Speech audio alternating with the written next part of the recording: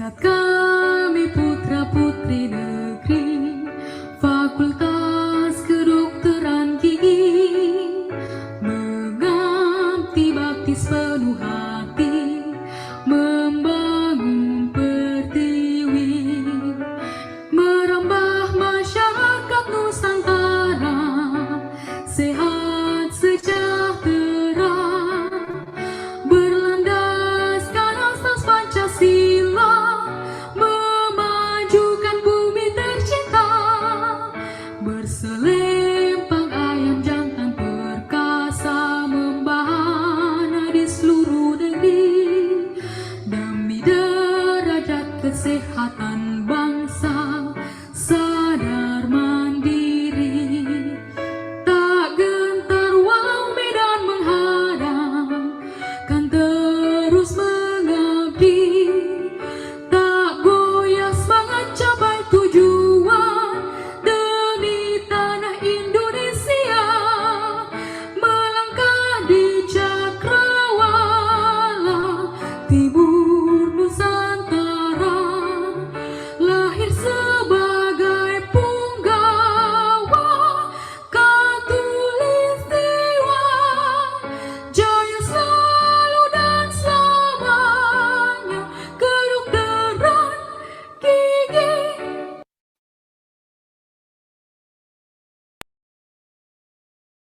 Baik, kita lanjutkan acara kita pada pagi hari ini. Selanjutnya saya akan membacakan tata tertib kegiatan webinar dan juga hands-on pada pagi hari ini. Baik, diharapkan poin pertama diharapkan seluruh peserta dapat berpakaian rapi dan posisi duduk yang baik saat mengaktifkan kamera. Kemudian peserta diharapkan dapat mengganti nama sesuai dengan yang tertera saat pendaftaran. Peserta diharapkan menonaktifkan mikrofon atau dalam mode mute saat acara berlangsung. Dan peserta yang ingin bertanya dapat menuliskan di chat room pada sesi pertanyaan. Begitu pula pada saat ingin menyampaikan pertanyaan secara langsung, diharapkan seluruh peserta menyampaikan sesuai dengan nama lengkap dan asal PDGI. Mungkin seperti itu tata tertib kita pada pagi hari ini. Selanjutnya mari kita dengarkan laporan Ketua Panitia yang akan disampaikan oleh Dr. Gigi Teguh Jayanto, MKM. Saya persilakan dengan hormat kepada Dr. Gigi Teguh. Silakan, Dokter. Assalamualaikum warahmatullahi wabarakatuh. Terima kasih atas kesempatan. Salam sejahtera bagi kita semua. Om Swastiastu, Namo Buddhaya, salam kebajikan. Yang terhormat Dr. Gigi Edi Habar, SP-Pros, konsultan selaku PD3 Fakultas Kedokteran Gigi Universitas Hasanuddin, dan Dr. Agus Ardiansyah, MPD Kep selaku Ketua IKFKG Unhas Jabodetabek, serta rekan-rekan sejawat yang mengikuti acara webinar dan hands-on FKG Unhas dan IKFKG Unhas Jabodetabek tahun 2022. Pertama-tama, marilah kita panjatkan puji dan syukur kehadirat Allah Subhanahu wa Ta'ala yang telah memberikan karunia limpahan kesehatan, rezeki, dan hidayah sehingga kita dapat dipertemukan di acara webinar series dan hands-on yang diselenggarakan oleh FKG Unhas dan IKFKG Unhas Jabodetabek. Rekan-rekan sejawat yang berbahagia, saya selaku Ketua Panitia Acara Webinar dan Hands-on FKG Unhas dan IKFKG Unhas Jabodetabek tahun 2022 mengucapkan terima kasih yang sebesar-besarnya kepada rekan-rekan sejawat yang telah berpartisipasi dan datang di acara ini yang dilakukan secara virtual. Kegiatan ini akan dilaksanakan pada tanggal 20-27 November 2022 dan 18 Desember 2022. Dan total jumlah peserta sampai saat ini kurang lebih sebanyak 100 peserta. Adapun kegiatan seminar ini diselenggarakan dengan tujuan untuk meningkatkan kompetensi dokter gigi praktisi di bidang ilmu pengetahuan, teknologi, dan keterampilan kedokteran gigi, sehingga dapat memberikan perawatan kepada pasien dengan lebih berkualitas dan menjamin aspek pasien safety. Akhir kata, saya ingin mengucapkan terima kasih kepada pihak fakultas serta rekan-rekan panitia yang telah membantu dan menyelenggarakan acara ini.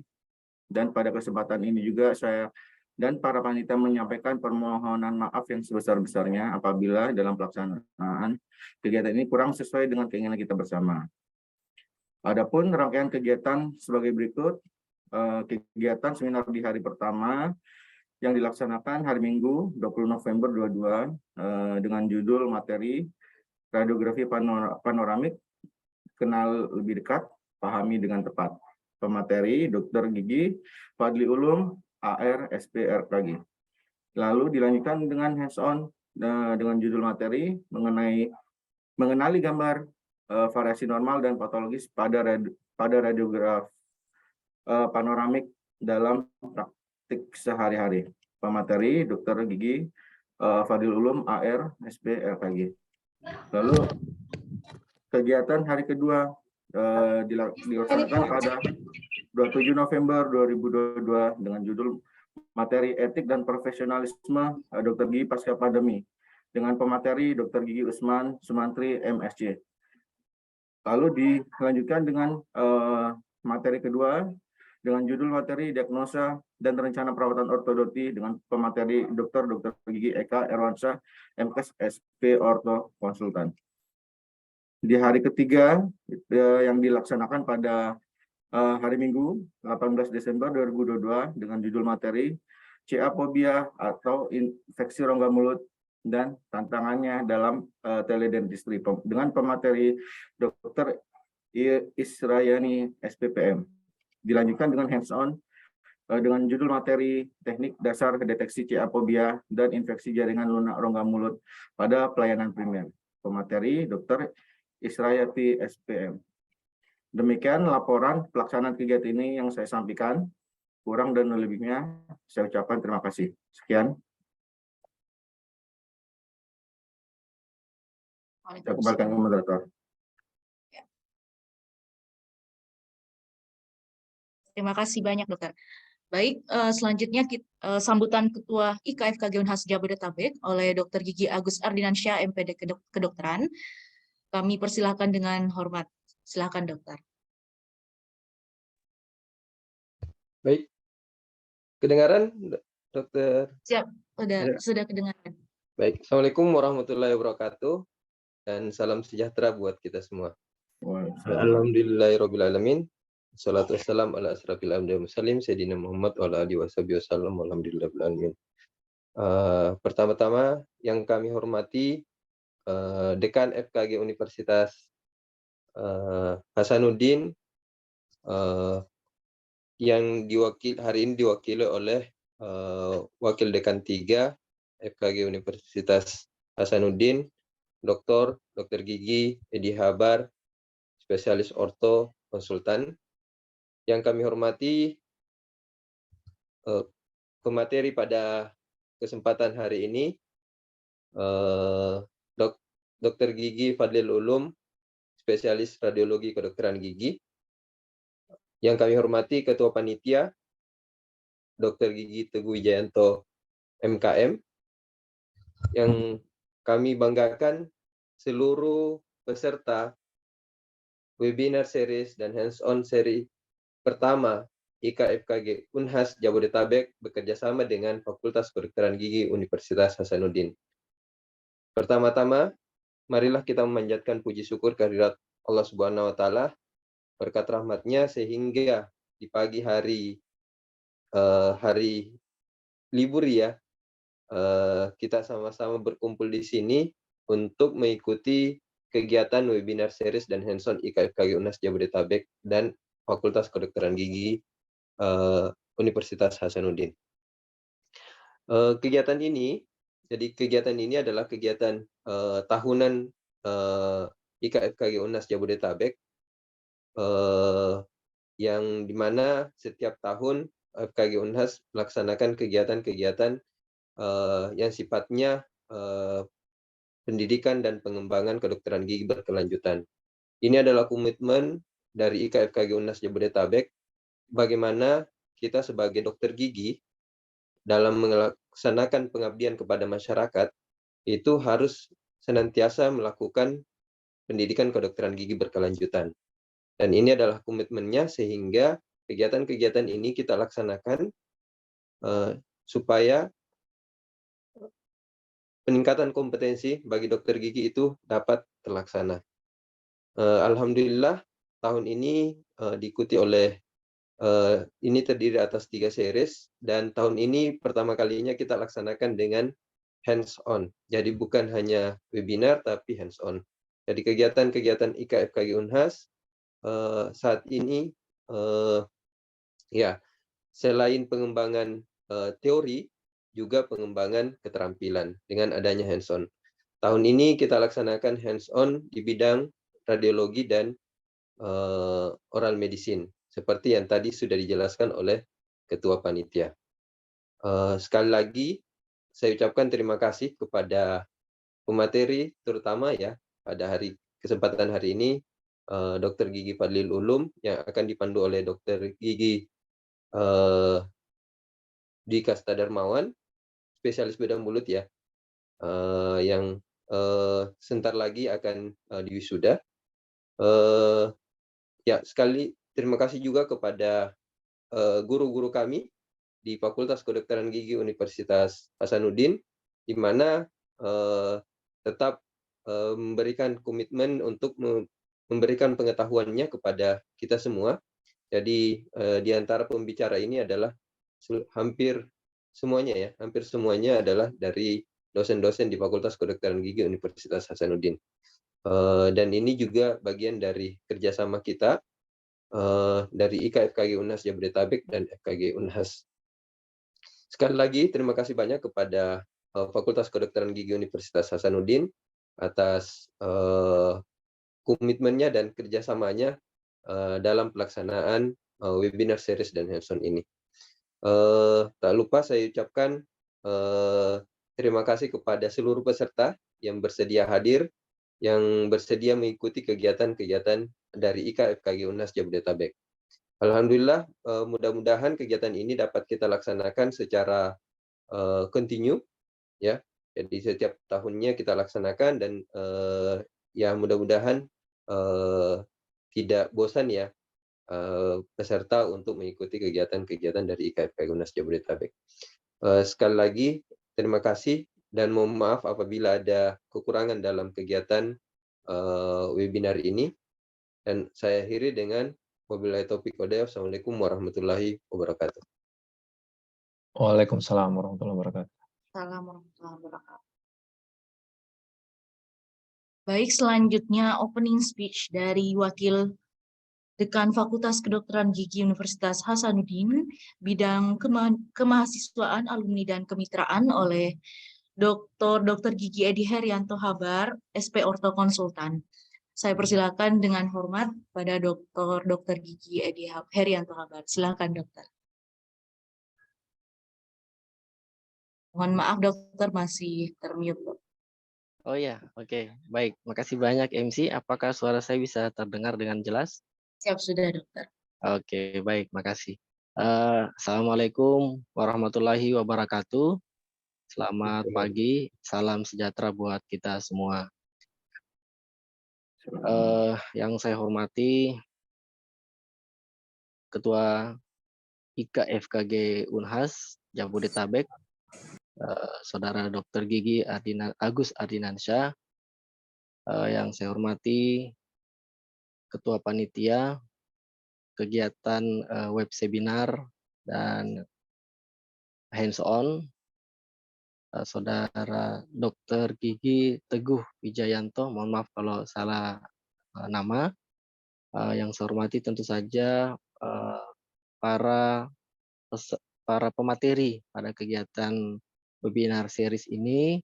Ada Dr. Gigi Usman Sumantri, ada Dr. Gigi Fadil Ulum, ada Dr. Gigi Eka Erwansyah, dan Dr. Gigi Isra Yani. Dan yang saya banggakan seluruh peserta webinar series dan hands-on pada kesempatan kali ini. Pertama-tama marilah kita senantiasa memanjatkan puji dan syukur kehadirat Allah Subhanahu wa taala atas perkenannya sehingga kita masih diberi kesempatan untuk sama-sama hadir pada kegiatan web seminar dan hands-on pada hari ini. Salam dan salawat senantiasa tercurah pada Nabiullah Muhammad Sallallahu Alaihi Wasallam. Pertama-tama saya ucapkan permohonan maaf, menyampaikan permohonan maaf dari Pak Dekan karena sedianya beliau yang akan memberikan kata sambutan opening speech pada kegiatan ini, namun karena ada satu dan lain hal sehingga beliau tidak sempat hadir bergabung bersama kita dan memberikan kepada kami untuk membawakan opening speech pada kegiatan ini. Ya, saya sangat bersyukur, sangat berbangga atas kekompakan ya dan kerja keras dari teman-teman dari alumni IKA Jabodetabek Unhas. Ini merupakan salah satu bentuk wujud nyata dari aktivitas kegiatan yang betul-betul bermanfaat buat seluruh anggota, khususnya alumni FKG Unhas yang ada di wilayah Jabodetabek. Kegiatan ini tentu saja sangat bermanfaat karena pertama memberikan peningkatan ilmu pengetahuan, dan juga pada kesempatan ini juga saya dengar tadi informasi bahwa mulai pada saat ini selain diadakan kegiatan penambahan keilmuan dalam bidang kognitif, juga dalam bidang keterampilan dengan adanya hands on. Ini merupakan suatu terobosan yang saya kira sangat bermanfaat tentu buat anggota karena akan menambah kemampuan kompetensi dari masing-masing anggota. Kemudian yang kedua, tentu saja kegiatan ini juga merupakan ajang untuk silaturahim buat seluruh anggota, khususnya alumni FKG Unhas Jabodetabek. Karena dengan kegiatan-kegiatan seperti ini akan saling bertemu, walaupun mungkin secara daring, tapi itu tentu saja tidak mengurangi nilai dari suatu pertemuan. Dan yang berikutnya lagi bahwa kegiatan ini juga merupakan wujud dan komitmen dari kerjasama yang terus terjalin, komunikasi yang terus terjalin antara institusi Fakultas Kedokteran Gigi Unhas dengan alumninya, ya, dengan alumninya dimanapun berada. Nah, pada kesempatan ini FKG Unhas bekerja sama dengan IKA FKG Unhas Jabodetabek.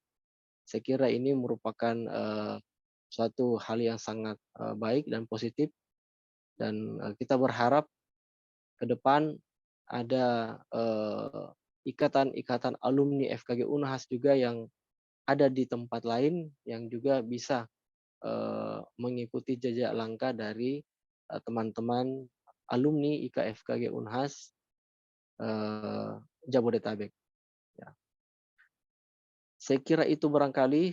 Sekali lagi saya ucapkan banyak terima kasih kepada tentu juga kepada seluruh panitia yang telah bekerja sehingga kegiatan ini bisa terlaksana dengan baik.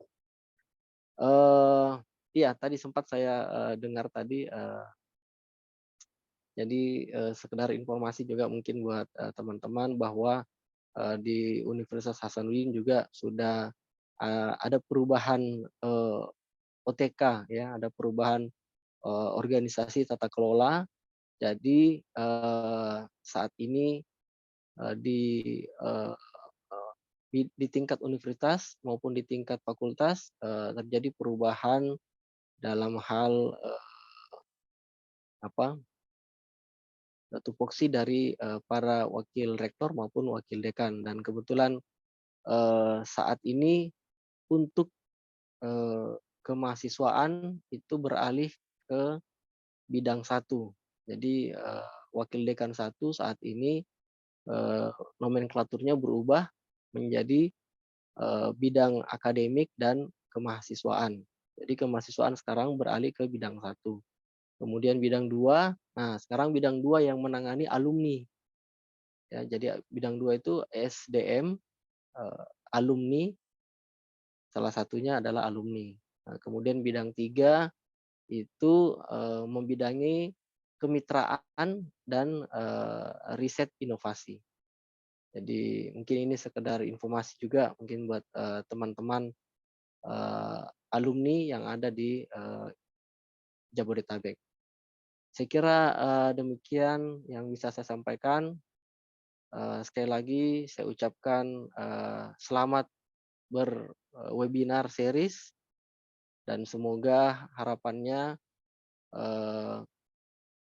kegiatan ini betul-betul memberikan manfaat yang sebesar-besarnya buat seluruh anggota dan silaturahim tentu saja juga terus terjalin sehingga bisa memberikan manfaat seluas-luasnya buat semuanya. Sekali lagi terima kasih atas terselenggaranya kegiatan ini dan saya ucapkan selamat berwebinar.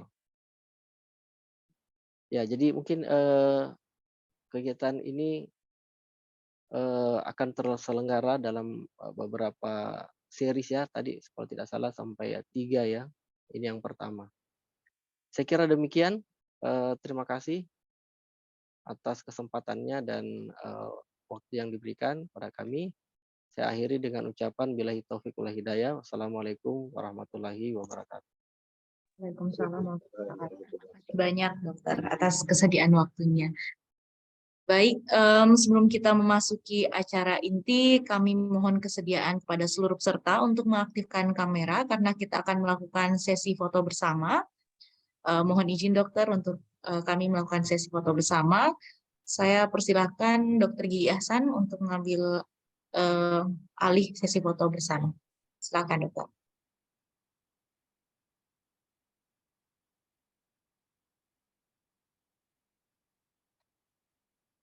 Ya, slide pertama.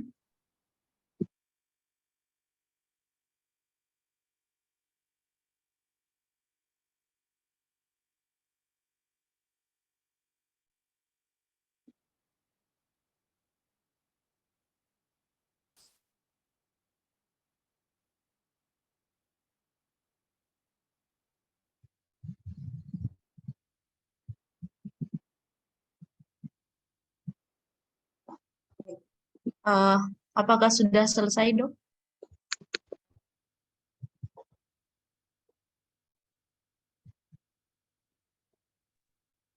Sudah.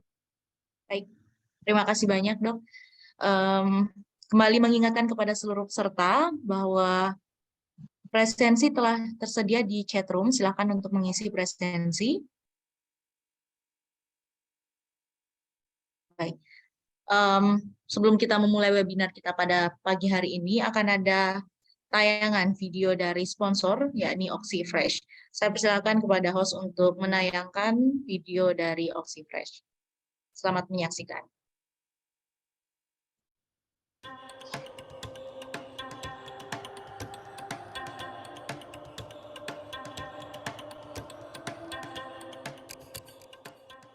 Chlorine dioxide, or ClO2, is a powerful oxidizer proven in the effective treatment of viruses, bacteria such as listeria, fungi, algae, biofilm, and parasites, including Cryptosporidium and Giardia, which can spread rapidly in swimming pools and potable water supplies.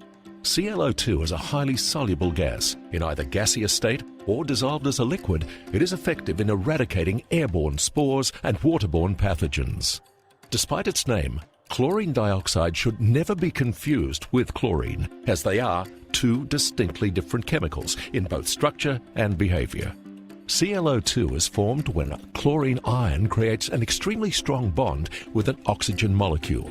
The result is a potent oxidizing and disinfecting weapon against all pathogens. It disinfects by disrupting the transportation of nutrients across the cell wall, regardless of the metabolic state of a microorganism or pH of the solution. After use, it rapidly breaks down to chloride, a common salt with no toxic byproducts. ClO2 is singularly effective against biofilm. the layer of bacterial slime which builds up in pipework, water storage tanks, and reservoirs, leading to blocked pipes and decreased water quality. It also oxidizes iron, manganese, and other metals which initially encourage the growth of biofilm.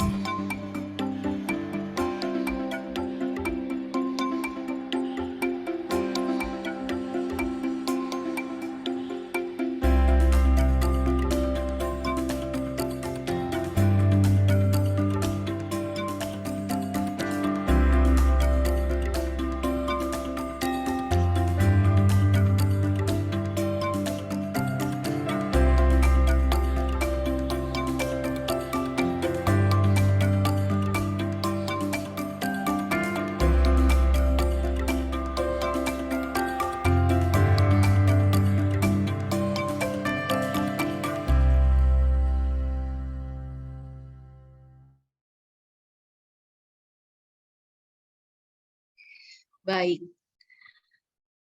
kita masuki acara inti kita pada pagi hari ini. Sebelum kita memasuki kegiatan webinar, terlebih dahulu saya akan membacakan kurikulum kita dari moderator kita, yakni Dr. Gigi Dwi Kasta Darmawan, lahir di Selayar tanggal 26 November tahun 1987. Beliau menempuh pendidikan SD, SMP, dan SMA di Selayar dan melanjutkan S1 Fakultas Kedokteran di Universitas Hasanuddin tahun 2005. Dan setelah itu melanjutkan PPDGS SPBM di di Universitas Indonesia tahun 2017, dan sebentar lagi beliau akan wisuda tentunya. Pekerjaan beliau yakni PNS di Rumah Sakit Konawe Selatan. Untuk mengefisienkan waktu, saya persilakan kepada Dr. Gigi Dwi Kasta untuk memandu acara kita pada pagi hari ini. Silakan, Dokter. Baik, izin apakah suara saya terdengar? Jelas? Ya, jelas. Baik, terima kasih Dr. Andi Eka atas kesempatannya. Baik, bismillahirrahmanirrahim. Assalamualaikum warahmatullahi wabarakatuh. Yang saya hormati Dekan Fakultas Kedokteran Gigi Universitas Hasanuddin atau yang mewakili Dr. Edi Haryanto Habar, spesialis orto konsultan. Kemudian Ketua IKFKG Unhas, Kanda Dr. Gigi Agus Aridansyah, MPD Kedokteran, kemudian Ketua Panitia Dr. Gigi Teguh Wijayanto, kemudian narasumber Dr. Gigi Fadlil Ulum Ar-Rahman, SPRKG, dan para peserta webinar series pada pagi hari ini. Alhamdulillah, webinar series IKFKG Unhas bisa terlaksana lagi pada pagi hari ini, sesuatu kegiatan yang luar biasa, yang dimana IKFKG Unhas masih komitmen dan konsisten untuk melaksanakan webinar series pada pagi hari ini. Untuk materi pertama pada webinar series pada pagi hari ini adalah mengenai radiografi panoramik, kenali lebih dekat, pahami lebih tepat. Jadi berbicara masalah panoramik, radiografi panoramik merupakan sesuatu yang sangat penting sekarang. Kita tahu bahwa penegakan diagnosis pada hari ini adalah yang pertama adalah anamnesis, pemeriksaan fisik, dan pemeriksaan radiografis. Nah, pemeriksaan radiografis yang sering kita order pada kedokteran gigi yang pertama adalah yang paling sering kita order adalah pemeriksaan periapikal, pemeriksaan panoramik, kemudian kita bisa pemeriksaan radiografi oklusal, kemudian kita bisa pemeriksaan radiografi schedule, kemudian CBCT dan CT scan dan MRI, dan bisa juga dengan USG.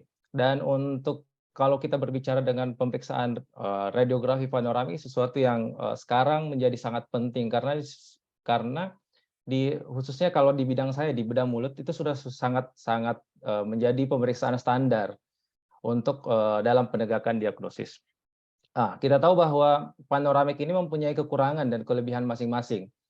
Nah, untuk membahas hal itu, kita sudah ada narasumber pada pagi hari ini, yaitu Dr. Gigi Fadlil Ulum Ar-Rahman. Saya bacakan dulu kurikulum vitae dari beliau. Untuk riwayat pendidikan Dr. Gigi Universitas Hasanuddin tahun 2006 sampai 2012. Kemudian beliau lanjut ke PPDGS Radiologi Kedokteran Gigi di Unpad tahun 2010 dan alhamdulillah selesai 2018 sampai 2020. Kemudian untuk riwayat pekerjaan, beliau pernah bekerja di Dr. Gigi PTT Kemenkes RI di Halmahera dan Parigi Motong di Sulawesi Tengah. Kemudian sekarang sebagai dosen di Departemen Radiologi Kedokteran Gigi dan PPDGS Radiologi Kedokteran Gigi Fakultas Kedokteran Gigi Universitas Hasanuddin. Kemudian beliau juga sebagai praktisi ahli radiologi kedokteran gigi. Baik, untuk mempersingkat waktu kepada narasumber saya persilakan. Bismillahirrahmanirrahim. Assalamualaikum warahmatullahi wabarakatuh. Suara saya terdengar? Jelas dokter, silakan. Ya, terima kasih banyak. Bismillahirrahmanirrahim. Assalamualaikum warahmatullahi wabarakatuh. Selamat pagi, dokter-dokter sejawat sekalian di IKA FKG Unhas Jabodetabek maupun yang peserta dari tempat lain. Sebelumnya saya mengucapkan puji syukur kepada Allah Subhanahu wa taala karena atas limpahan rahmat dan hidayahnya kita bisa bertemu kembali walaupun masih dalam suasana online ya Dok. Mudah-mudahan suatu saat kita bisa bertemu dalam forum offline biar bisa lebih akrab. Juga salam dan salawat kepada Nabi Muhammad SAW. Baik, saya ucapkan terima kasih pula kepada IKFKG Unhas Jabodetabek karena kesempatan kedua diberikan kepada saya untuk berbagi di forum ilmiah yang diselenggarakan secara reguler oleh IKFKG Unhas Jabodetabek. Jadi suatu kebanggaan bisa ikut bersama-sama dengan teman-teman sesama alumni FKG Unhas yang kebetulan berdomisili di Jabodetabek. Jadi waktu saya PPDGS di Unpad juga sempat beberapa kali main ke tempat teman-teman di Jakarta dan sekitarnya. Dokter-dokter senior saya, dokter-dokter teman sepantaran, teman sejawat, kemudian junior-junior saya, kita bertemu kembali dalam forum ini. Mudah-mudahan harapannya adalah kita bisa berbagi, Dok. Jadi lebih ke sharing session sebenarnya. Jadi karena alhamdulillah saya adalah dokter gigi yang yang menekuni bidang spesialisasi radiologi kedokteran gigi, sehingga apa yang akan saya sampaikan hari ini tentu saja terkait dengan bidang yang saya tekuni sehari-hari dan diharapkan akan memiliki manfaat kepada rekan-rekan sejawat sekalian. Semoga kita semua sehat-sehat ya Dok, maksud saya, sehingga kita tetap bisa mengikuti kegiatan ini. Saya berterima kasih banyak kepada seluruh peserta juga karena mengorbankan hari minggunya, hari liburnya untuk berada di forum online ini, sehingga menjadi beban tersendiri juga buat saya untuk memberikan yang terbaik untuk rekan-rekan sejawat sekalian. Baik, saya izin share screen.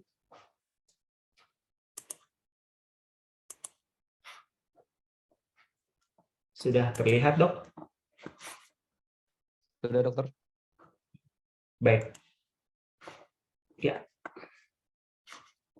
Oke, jadi seperti yang disampaikan oleh kanda saya ya. Jadi moderator ini kanda saya, Dr. Wawan. Beliau spesialis bedah mulut lulusan PPDGS bedah mulut UI. Beliau satu angkatan di atas saya waktu S1 dan kali ini kita bisa bertemu kembali. Walaupun dengan bidang spesialisasi yang berbeda, saya pikir kita bisa bekerja sama, Kanda Dr. Wawan. Siap, Dokter. Baik, dari panitia menyampaikan bahwa salah satu materi yang diinginkan adalah materi yang bisa secara langsung atau secara aplikatif bisa dilakukan di tempat kerja masing-masing, baik itu di praktik klinik, di rumah sakit, maupun di klinik atau praktik pribadi, sehingga berdasarkan diskusi dari teman-teman panitia kami menawarkan bahwa saya akan berbicara tentang radiografi panoramik. Walaupun bisa kita bilang bahwa radiografi panoramik ini adalah sesuatu yang sudah sangat umum, sudah bukan sesuatu yang baru, sudah hampir digunakan di seluruh dunia ya, bahkan di kabupaten-kabupaten di Indonesia saya rasa rumah sakit umumnya sudah memiliki modalitas radiografi panoramik. Tetapi berdasarkan hasil penelusuran kami bahwa masih perlu untuk kita lebih banyak mengetahui, makanya kita coba angkat tema radiografi panoramik, kenali lebih dekat pahami dengan tepat. Satu pertanyaan mungkin kepada rekan-rekan sejawat yang mungkin bisa dijawab dalam hati ataupun ada komentar, silakan. Kadang-kadang kita merujuk ronsen panoramik, hasilnya datang, kadang-kadang kita tidak puas sama hasilnya, entah karena kualitasnya yang kurang atau ada sesuatu yang sebelumnya belum pernah kita lihat yang akhirnya membuat kita ini apa ya, sehingga kita perlu untuk kembali. Jadi ini lebih ke materi refreshment, Dokter sekalian. Materi refreshment kita sudah dapat semuanya sebelumnya, tetapi mudah-mudahan ini bisa menjadi sedikit lebih dalam lagi tentang radiografi panoramik. Baik. Oke, kalau ada yang bertanya radiografi panoramik itu apa sih?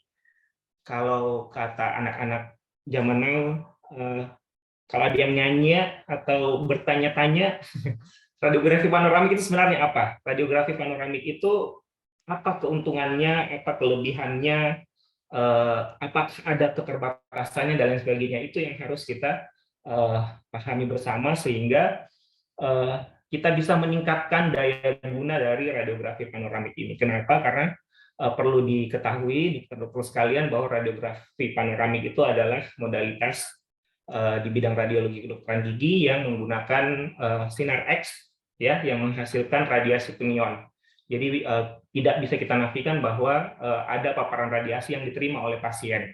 Pertanyaannya adalah paparan radiasi tersebut harus kita maksimalkan untuk tujuan akhirnya adalah kebutuhan pasien. Kita harus bisa memberikan pelayanan, memberikan perawatan kepada pasien sesuai dengan kita menggali anamnesis dan seterusnya sampai kepada diagnosis dan dibantu dengan pemeriksaan radiografi.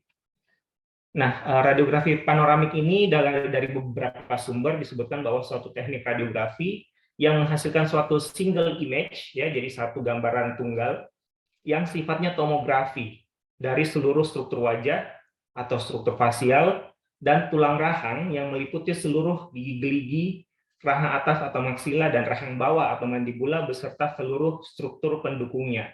Radiografi panoramik ini juga biasanya disebut dengan pantomografi atau ortopantomografi. Jadi kalau misalnya kadang-kadang kita dapat istilah rujuk foto OPG, OPG, itu sama dok dengan radiografi panoramik. Itu hanya nama lainnya saja. Nah, dari definisi ini kita sudah dapat satu informasi bahwa radiografi panoramik ini akan mencakup area yang luas atau area yang banyak, dok. Karena tomografi itu, ada kata tomografi di sini, tomografi itu adalah suatu teknik radiografi yang mengambil selapis demi selapis. Makanya radiografi panoramik itu dia berputar mengelilingi kepala pasien dalam tekniknya, karena dia akan mengambil step per step, seperti itu. Beda dengan periapikal yang langsung di giginya, kita sinar, set, langsung jadi. Kalau radiografi panoramik, dia butuh memutari kepala pasien untuk mendapatkan single image yang dimaksud. Nah, untuk garis besar materi atau outline materi yang akan saya sampaikan pada webinar hari ini, ada 3 hal besar, dok. Yang pertama, prinsip dasar teknik radiografi panoramik itu sendiri. Kemudian yang kedua adalah penilaian kualitas radiograf panoramik, dan yang ketiga adalah prinsip interpretasi radiograf panoramik. Kenapa 3 garis besar ini yang coba kita gali? Karena saling terkait, dok. Teknik radiografi yang benar akan menghasilkan radiograf panoramik yang berkualitas diagnostik. Apa yang dimaksud berkualitas diagnostik? Artinya adalah radiograf panoramik yang dihasilkan dengan teknik yang benar tersebut betul-betul maksimal dapat kita gunakan untuk mendiagnosis kelainan yang ada pada gigi-gigi, tulang rahang, dan sekitarnya. Dan akhirnya, untuk mendapatkan diagnosis tersebut, tentu kita harus memiliki kemampuan untuk melakukan interpretasi atau mengenali fitur-fitur atau tanda-tanda radiologis yang terlihat pada radiograf panoramik tersebut. Nah, kita masuk, dok, yang pertama, prinsip dasar teknik radiografi panoramik. Mungkin terlalu technically, ya, kita tidak semuanya terpapar langsung dengan teknik ini, tapi setidaknya kita punya knowledge tentang prinsip dasarnya. Siapa tahu kita nanti bekerja di klinik yang punya alat, ya, punya alat radiografi panoramik, ada SPRKG-nya juga misalnya, karena berdasarkan aturan alat radiografi panoramik harus memiliki SPRKG sebagai penanggung jawab dok untuk aturan terbaru. Ataupun mungkin pada saat dokter-dokter merujuk ke lab-lab khusus untuk pemeriksaan radiografi panoramik atau rumah sakit, dokter bisa memberikan suggestion tentang teknik yang benar kepada radiografernya misalnya. Ini sekilas saja tentang pesawat radiografi panoramik. Jadi ada beberapa bagian penting yang dapat kita lihat pada suatu pesawat radiografi panoramik. Kalau kita lihat gambar yang di bawah, dokter sekalian, ini adalah bagian yang akan bagian di mana kita akan menempatkan kepala pasien. Di sini kepala pasien, di sini ada nomor 1, ini ada chin rest, dagu pasien akan ditempatkan di situ. Kemudian ada bite block ini yang akan digigit oleh pasien pada saat proses pemeriksaan radiografi panoramik. Ini nomor 3 ini adalah alat fiksasi kepala, jadi kepala tetap stabil di alat selama pemaparan. Kemudian yang keempat ini support arm, jadi agar kita bisa memegang dengan stabil dan lain sebagainya. Dan ini adalah salah satu contoh alat yang biasa digunakan. Jadi kalau kita lihat ini dok, kepala pasien ada di tengah-tengah. Nomor 2 ini adalah digital sensornya. Kalau zaman sekarang kan sudah sebagian besar digital. Disinilah nanti yang akan menerima hasil sinar dari sinar X di sebelah sini. Jadi di sini sumber sinarnya, dan di sini adalah digital atau biasanya filmnya. Nah nanti film atau sensor digital dan sumber sinar tersebut akan berputar mengelilingi kepala untuk mendapatkan seluruh informasi yang ada di struktur oromaxillofacial. Oke, di sini ada beberapa indikasi sebenarnya dok tentang radiografi panoramik. Jadi bukan cuma tindakan invasif yang memiliki indikasi, pemeriksaan radiografi panoramik pun memiliki indikasi. Jadi kita harus paham indikasinya apa sehingga pada saat kita merujuk kita betul-betul memahami bahwa memang radiografi panoramik adalah jawaban yang paling tepat untuk menangani kasus tersebut. Yang pertama adalah ketika kita membutuhkan evaluasi gigi secara menyeluruh atau general assessment, terutama untuk pasien-pasien dengan keluhan yang banyak, dok. Jadi entah dia punya banyak sekali sisa akar, kemudian ada pula bengkaknya, kemudian ada pula penurunan resesi gingiva dan lain sebagainya yang kita butuhkan general assessment. Itu biasanya kita indikasikan untuk radiografi panoramik. Kemudian yang kedua, pemeriksaan ketika ada kecurigaan atau tanda-tanda klinis yang terkait dengan kondisi patologis yang melibatkan tulang rahang, seperti kista, tumor, ataupun inflamasi. Kemudian yang ketiga, evaluasi awal ketika kita mencurigai adanya kelainan penyakit sendi temporomandibula atau TMJ. Jadi kalau sudah ada keluhan-keluhan terkait TMJ, panoramik adalah pilihan pertama dok sebelum kita mungkin beralih kepada pemeriksaan yang lebih lengkap lagi. Panoramik akan memberikan informasi awal tentang posisi kepala kondilus, kemudian bentuk kepala kondilus, kemudian hubungan antara kepala kondilus dan area sekitarnya. Kemudian yang keempat adalah ketika kita ingin mengevaluasi posisi gigi impaksi dan kondisi erupsi dari gigi permanen. Ya, jadi kita mau tahu apakah ada gigi impaksi, ada gigi yang tidak erupsi, ada benih gigi yang tidak erupsi, dan lain sebagainya. Kemudian ketika terjadi trauma dentomaxillofacial, panoramik juga menjadi pilihan pertama untuk melihat area traumanya.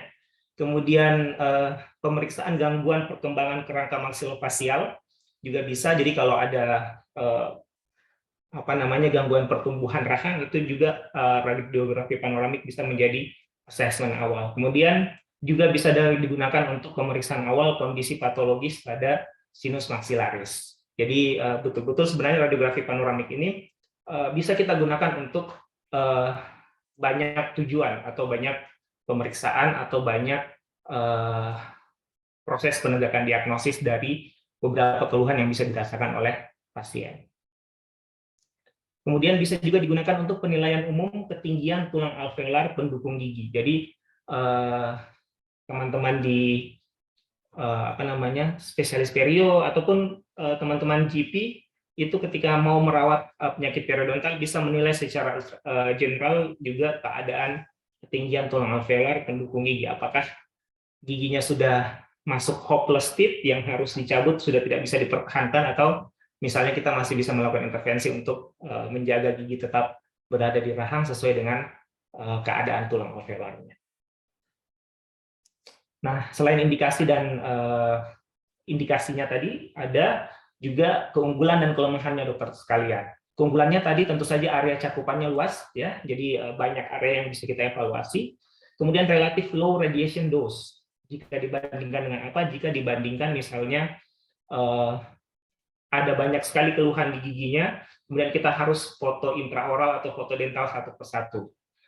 Panoramik bisa menjadi pilihan ketika memang banyak area yang harus kita periksa, tapi tetap dengan dosis radiasi yang lebih rendah karena pemaparannya cuma satu kali. Tapi memang kalau kita bandingkan antara satu panoramik dan satu periapikal, tentu lebih tinggi panoramik.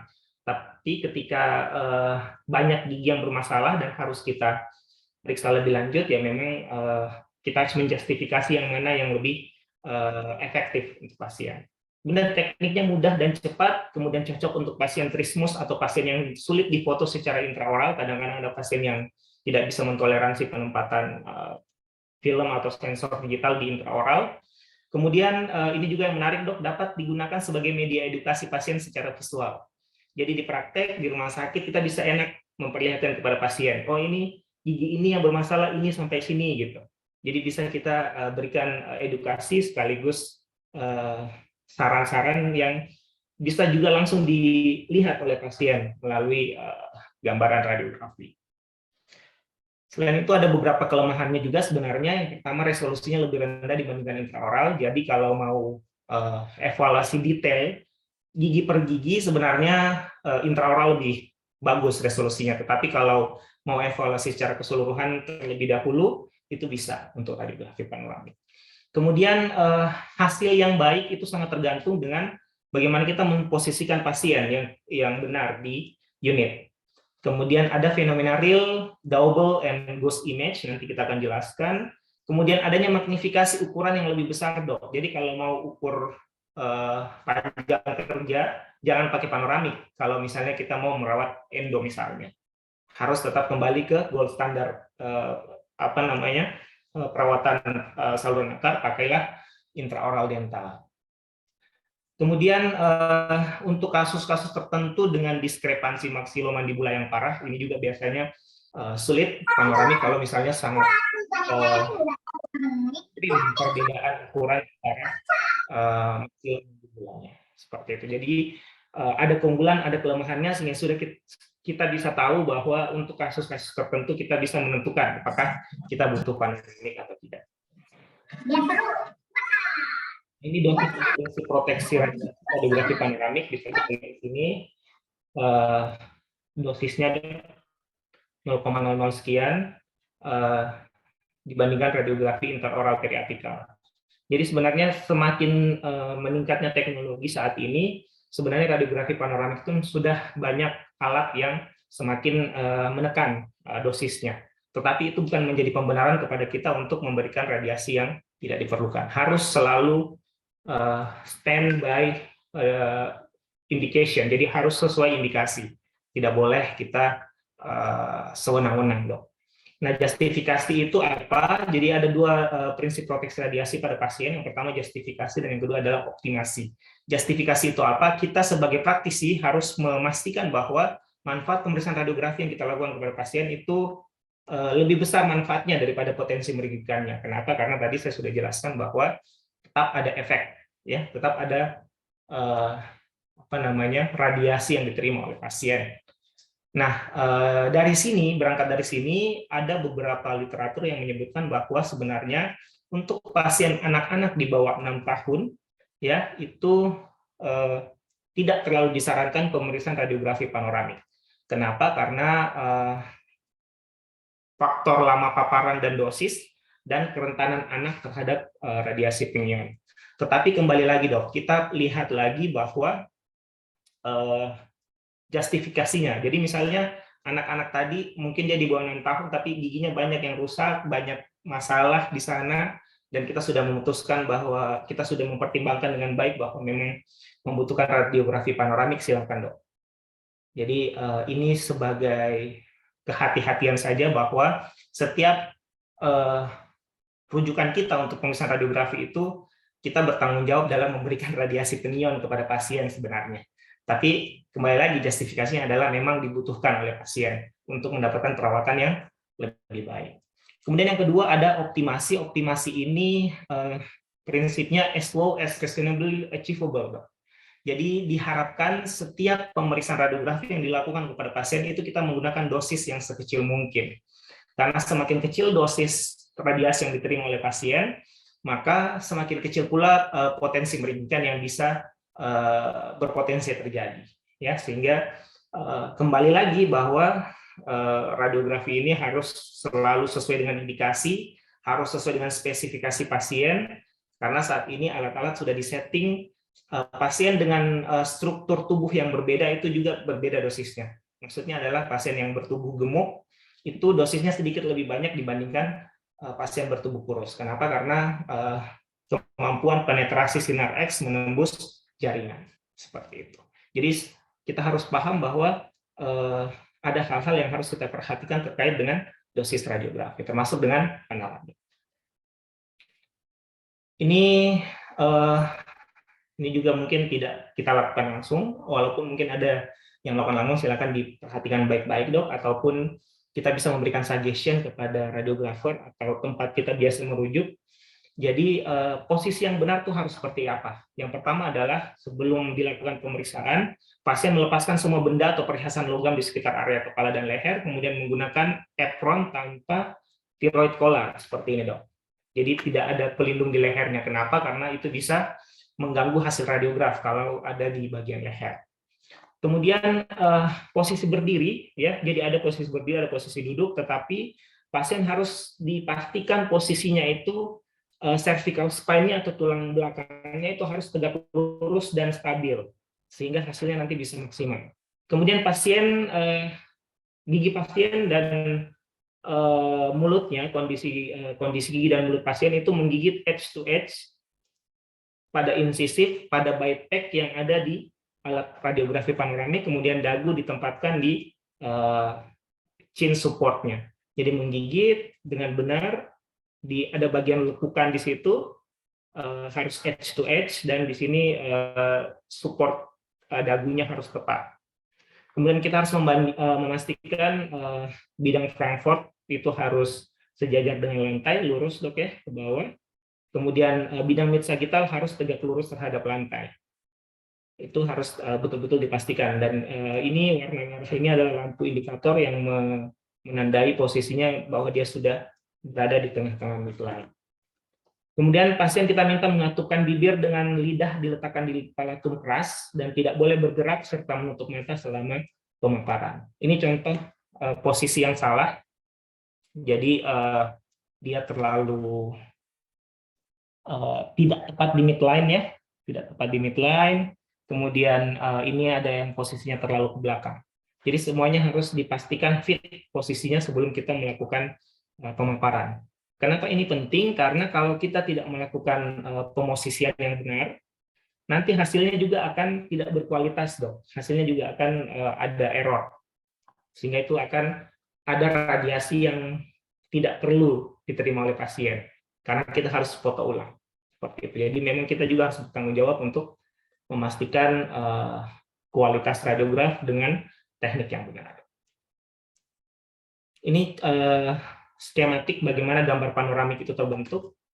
Jadi ini dia bergerak mengelilingi kepala, ya. Kemudian dia akan terbentuk sedikit demi sedikit seperti ini sampai akhirnya dia lengkap bilateral kiri dan kanan. Jadi radiografi panoramik itu kalau kita bayangkan sebenarnya adalah bidang 3 dimensi yang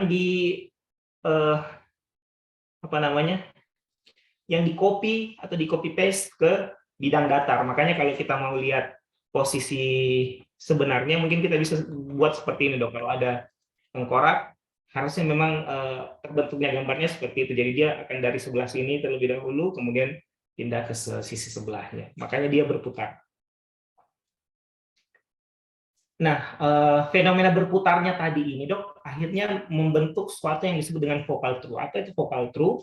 Focal true itu kalau kita lihat di sini dok, yang ini yang orange yang lebih terang, ini adalah zona atau area pencitraan yang terbentuk karena adanya pergerakan memutar dari sumber sinar dan reseptor gambar, sehingga bagian yang curve ini itu yang dilewati oleh focal true itu akan terlihat sangat jelas pada radiograf.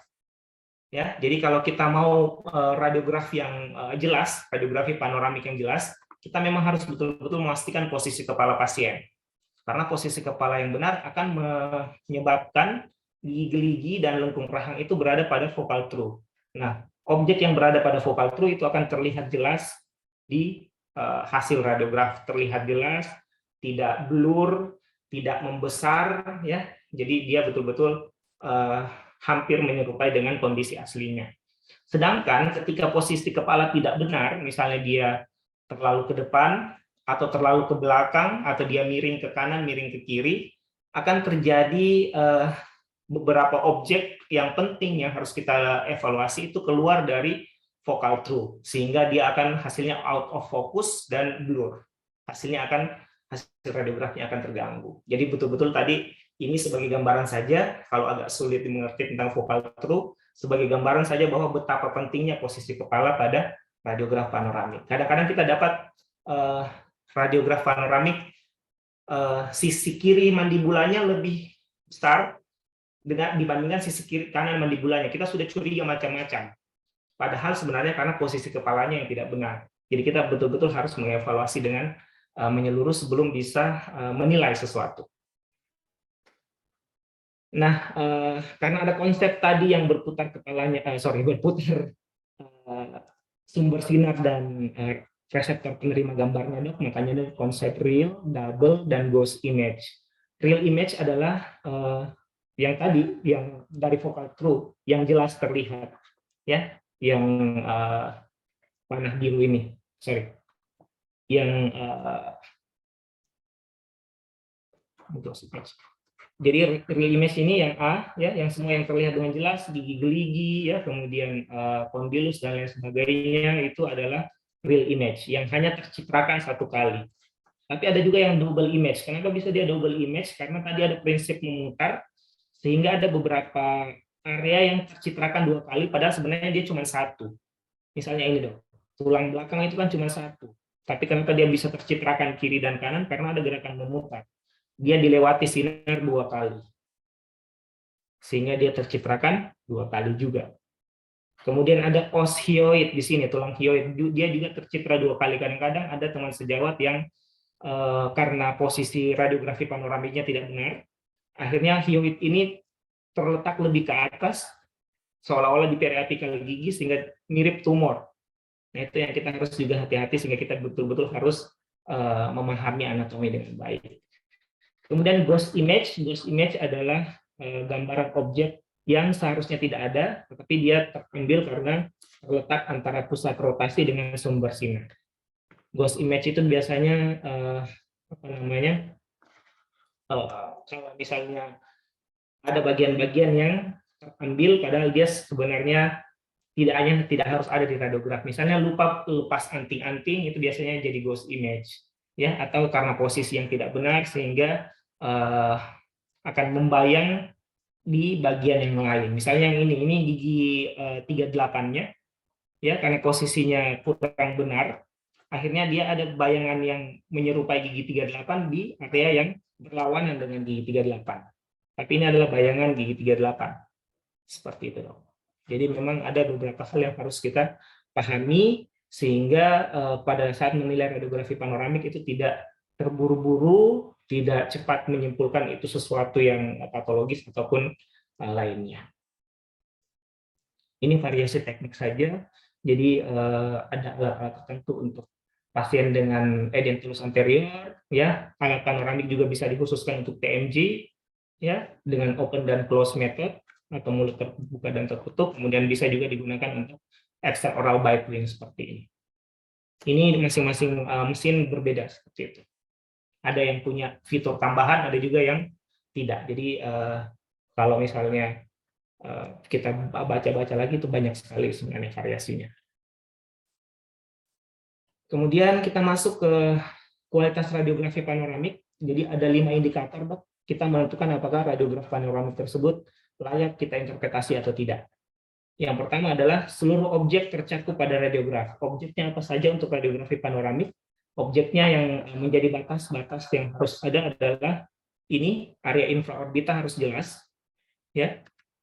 Kemudian kondilus kiri dan kanan juga harus jelas tercakup pada radiograf. Kemudian batas paling bawah mandibula juga harus tercakup pada radiograf. Jadi ini adalah syarat indikator kualitas radiografi panoramik. Kemudian kontras, detail, dan ketajamannya baik, gambarannya jelas, ya. Kemudian distorsi vertikal dan horizontal minimal. Bagaimana meminimalisir distorsi vertikal dan horizontal? Berarti kita harus memposisikan pasien dengan benar pada saat difoto. Jadi kita silakan nanti kalau rajin merujuk, Dok, bisa memberikan catatan juga.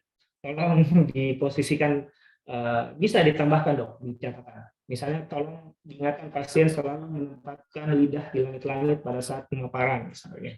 Kemudian ingatkan pasien untuk selalu berdiri tegak dan lain sebagainya.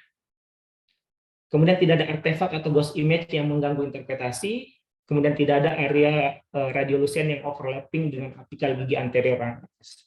Kalau kita pernah lihat, Dok, ada panoramik yang di bagian apikal anterior gigi rafan atasnya itu ada radiolucen yang lebar. Itu terjadi karena apa? Karena pasien tidak menempatkan lidah di ujung langit-langit pada saat langit-langit pada saat pemaparan radiografi panoramik, sehingga area saluran udara itu tercitrakan di radiografi panoramik, makanya dia terlihat gelap.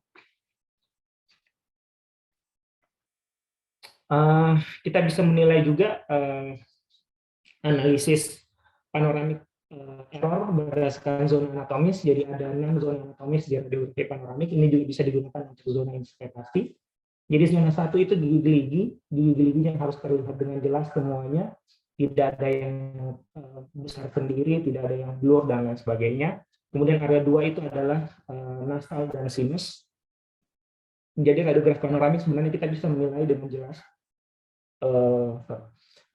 jelas sinus maxillaris kiri dan kanannya serta kavitas nasal. Kemudian yang ketiga adalah batas bawah mandibula juga harus terlihat dengan jelas. Kemudian area 4 atau zona 4 ini kondilus kiri dan kanan juga harus terlihat dengan jelas. Kemudian yang keenam adalah tulang hyoid, ya. Jadi kalau kita lihat tadi ini semuanya ada, ya. Gigi-gigi terlihat dengan jelas semuanya. Kemudian septum nasal agak blur sedikit sebenarnya ini, tapi kita masih bisa menilai. Kemudian ini dasar sinus dan dinding sinus juga terlihat dengan jelas. Batas bawah mandibula juga terlihat, kondilus kiri dan kanan terlihat, kemudian osteoid yang ini juga terlihat dengan jelas. Jadi radiografi panoramik ini memenuhi standar kualitas yang bisa kita interpretasi. Jadi nanti boleh kalau ada panoramiknya di rumah, ada pasiennya dilihat dulu, Dok, apakah sudah berkualitas atau tidak, karena kalau ada bagian yang blur atau bagian yang saling menutupi satu sama lain, itu bisa saja ada informasi diagnostik yang kita lewatkan, dan itu yang rugi siapa? Yang rugi adalah pasien. Oke, ini contoh radiografi panoramik yang normal, ya, harus seperti ini tampilannya jelas semuanya. Oke. Nah, ini contoh-contoh panoramik yang gagal, Dok. Ini, ya, ada ghost image. Ini yang dimaksud ghost image atau artefak. Jadi gambaran yang seharusnya tidak ada tapi dia muncul pada radiograf, ya. Misalnya ini luka melepas penting, ya, ini bisa mengganggu sekali, Dok. Ini gambar aslinya, ini ghost image-nya. Jadi ghost image itu selalu lebih besar dan selalu pada arah yang berlawanan dengan gambar aslinya. Oke, ini juga ghost image. Ini lupa lepas kacamata, ya. Ini membayang tulang belakangnya karena posisi yang tidak benar. Ini ada penggunaan apron yang terlalu tinggi dan lain sebagainya. Ini contoh-contoh kegagalan radiograf panoramik. Ya, jadi ada bagian-bagian yang akhirnya kita tidak bisa interpretasi. Kenapa? Karena tertutup oleh benda-benda yang tidak seharusnya ada. Nah, ini contoh bisa kita lihat, kita bisa mulai belajar menilai nanti dok panoramiknya ada masalah atau tidak. Ini contoh, kalau posisi dagu terlalu rendah, ya akhirnya nanti hasilnya seperti ini, berbentuk U, rahangnya terlalu excessive curve smile line teeth. Jadi yang normal itu memang harusnya tetap berbentuk curve, tapi ini terlalu curve, akhirnya terlalu melengkung ke bawah. Ya, akhirnya apa? Gigi anterior rahang atas, rahang bawahnya juga menjadi tidak jelas, menjadi lebih sempit, menjadi tidak jelas dan tidak bisa kita evaluasi. Seperti itu. Kemudian ini posisi yang terlalu maju ke depan, ya, dan dagu terlalu rendah akan menghasilkan gambaran seperti ini juga. Jadi ini contoh-contoh error position pada panoramik. Ini contoh yang lain, kalau dagu terlalu menengadah juga akhirnya jadi box mandible seperti ini. Mandibulanya kayak flat, jadi kayak box bentuknya. Kemudian gigi depan menjadi blur, tidak ada yang bisa kita evaluasi. Nah ini contoh tadi ada bayangan radiolosen yang superimpose dengan apical gigi anterior. Ini karena pasien juga tidak meletakkan lidah di langit-langit. Ya, ini juga contoh posisi pasien terlalu jauh ke belakang, akhirnya gambarannya seperti ini, gigi depan bawah menjadi lebar tapi blur. Ini banyak sekali sebenarnya contoh-contoh error panoramik, dan ini sayang sekali dok, ini ada radiasi yang terbuang, berarti ada radiasi pigmen yang terbuang untuk pasien. Nah, kita masuk ke bagian terakhir di webinar kali ini. Bagaimana kita mengenali atau melakukan interpretasi radiograf panoramik. Jadi kadang-kadang kita dapat radiograf panoramik, kita harus menilai itu apa, seperti itu. Nah, penunjang interpretasi radiografi secara umum, termasuk panoramik, pertama kualitas radiografi yang tadi kita harus memastikan dia berkualitas atau tidak. Kemudian kita melihat radiografi tersebut pada kondisi viewing condition yang optimum. Jadi kalau pakai film, lihatlah dia di viewer yang ada lampunya. Kalau dia digital, lihatlah dia di komputer yang memiliki spesifikasi yang baik. Jangan memaksakan kita melihat radiografi tersebut tidak pada media yang seharusnya. Itu akan dapat menyebabkan ada informasi-informasi yang bisa salah, bisa hilang, dan lain sebagainya. Kemudian tadi harus tahu pengetahuan tentang keterbatasan dari setiap teknik radiografi, termasuk panoramik. Pengetahuan tentang anatomi normal tentu saja ini sangat penting, karena kita harus bisa membedakan yang mana yang normal dan yang mana yang tidak normal. Kemudian pengetahuan tentang gambaran keadaan patologi secara radiografis dari masing-masing penyakit. Baru nanti kita bisa menilai secara sistematik. Ini zona interpretasi panoramik tadi sama dengan zona penilaian kualitas. Ini anatomi, ya. Banyak sekali sebenarnya, karena kami sudah sampaikan tadi bahwa radiografi panoramik itu mencakup banyak area, makanya dia akan banyak sekali anatomi yang bisa terlihat. Nah ini yang harus kita pahami, anatominya. Ya, kita harus pahami yang mana dasar sinus, ya, yang mana dasar sinus, ya, yang mana kanalis mandibularis, ya, yang mana foramen mentale di sini, ya, yang mana condylus dan lain sebagainya. Yang mana tuberous maxillaris yang ada giginya yang masih developing, ya. Kemudian dasar orbital, yang mana palatum, ini palatum, ya, berbentuk seperti kupu-kupu ini, palatum yang radiopak, tulang palatumnya, ya. Jadi kita harus paham semua anatomi. Kemudian ini kalau kita lihat ada gambaran melengkung hitam panjang, ini adalah airway space, saluran udara kita dok. Jadi ikut tercitrakan pada saat dilakukan pemeriksaan radiografi panoramik. Oke, kita masuk ke prinsip interpretasi radiografi panoramik untuk lesi. Jadi untuk lesi ini kita bisa lihat secara general dan bisa lihat secara spesifik. Untuk secara general kita nilai semuanya yang terlihat pada radiografi tersebut. Yang pertama kita menilai semua struktur anatomis yang harusnya ada. Kemudian kita evaluasi kondisi gigi-giginya, jumlahnya, posisinya, ada abnormalitas tidak, ada infaksi atau tidak, posisinya seperti apa, infaksinya ada kista atau tidak, dan lain sebagainya. Kemudian kondisi mahkota gigi, apakah ada karies, ya karies masih bisa kita lihat, kemudian ada tambalan misalnya, dan lain sebagainya. Kondisi akar juga kita bisa lihat, kondisi akarnya normalkah, atau ada resorpsi kah, atau ada kelainan lainnya. Kemudian kondisi jaringan periapikal berarti bagian ujung dari setiap akar gigi. Kita lihat apakah ada lesi atau tidak, apakah semuanya normal-normal saja atau tidak. Yang biasanya kita jadikan tanda adalah lamina. Jadi lamina dura itu adalah garis radiopak tipis yang mengelilingi akar gigi. Kalau kita lihat garis radiopak tipis yang mengelilingi akar gigi itu namanya lamina dura. Dia dari puncak cervical sampai di apikal itu ada dalam keadaan normal. Jadi kalau dia tiba-tiba hilang di apikal, putus atau tidak terlihat atau ada gambaran lain di apikal, berarti itu kemungkinan ada tanda-tanda lesi.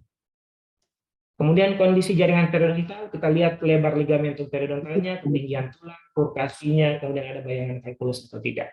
Kemudian kita evaluasi kondisi mandibula dan TMJ, ya. Kemudian kondisi struktur lainnya termasuk sinus maxillaris, kavitas nasal, prosesus stiloid di sini, ya, dan bayangan-bayangan jaringan lunak lainnya. Jadi kita bisa menilai dari gigi-gigi terlebih dahulu, baru ke bagian-bagian yang lainnya. Nah, untuk yang specific view, jadi kalau ada lesi, ada 4 yang harus kita perhatikan dong. Yang pertama posisinya, di mana lokasi anatomis terdapat lesi. Ya, apakah dia di mandibula, di maxilla, di posterior, anterior, dan lain sebagainya. Kemudian bentuk dan ukurannya, ya, kemudian bagian tepi atau batas terluar atau bagian perifer dari lesi. Jadi batas-batasnya itu terlihat sampai mana. Kemudian yang ketiga, radiodensitas relatif atau gambaran isi lesi atau internal lesi, apakah dia radiolucent, dia radioopak, ya. Itu yang harus kita lihat. Kemudian efeknya terhadap jaringan sekitar, apakah dia menyebabkan gigi akar giginya resepsi seperti ini hilang, atau ada gigi yang tersambat erupsi gara-gara lesi dan lain sebagainya. Kenapa kita perlu mengetahui ini semua, Dok? Karena ada beberapa lesi yang relate dengan kondisi-kondisi spesifik tertentu. Seperti itu. Jadi kita perlu mengetahui bahwa lesi A itu tanda-tandanya ini. Lesi B tanda-tandanya itu. Jadi bisa menjadi informasi buat kita, dan kita bisa menentukan apakah pasien ini kita harus apakah bisa kita rawatkah, atau harus kita segera merujuk kepada yang lebih berkompetensi. Oke, kita masuk ke contoh-contoh gambaran radiografi panoramik. Ini contoh lesi inflamasi periapikal, Dok. Ini ada skematik sebenarnya yang A, B, C, D, E, dan E, F ini. Ini normal yang A, yang B itu kalau sudah mulai ada tanda-tanda awal inflamasi di apikal akar, itu ditandai dengan pelebaran ruang ligamentum periodontal di apikal. Seperti ini. Ini kita lihat ada tambalan ekstensif atau seperti menyerupai mahkota tiruan di mahkota. Kemudian di ujung apikal akarnya sudah ada pelebaran ruang ligamentum periodontal. Ini sudah tanda-tanda inflamasi awal. Kita sudah harus notice bahwa ini adalah tanda-tanda inflamasi awal serupa dengan ini.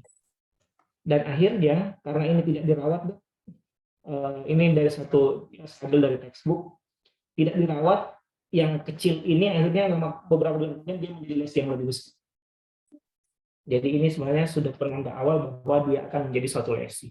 Jadi silakan nanti dikenali dengan baik setiap radiograf yang sampai di meja praktek dokter sekalian.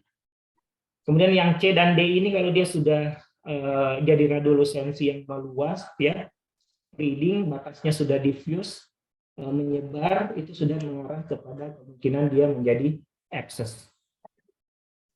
Ini contohnya, ya, sudah arahnya sudah perluasannya sudah tidak jelas batasnya di mana, dia sudah menjadi tanda-tanda abscess. Ini contoh yang lain juga ada lesi inflamasi periapikal.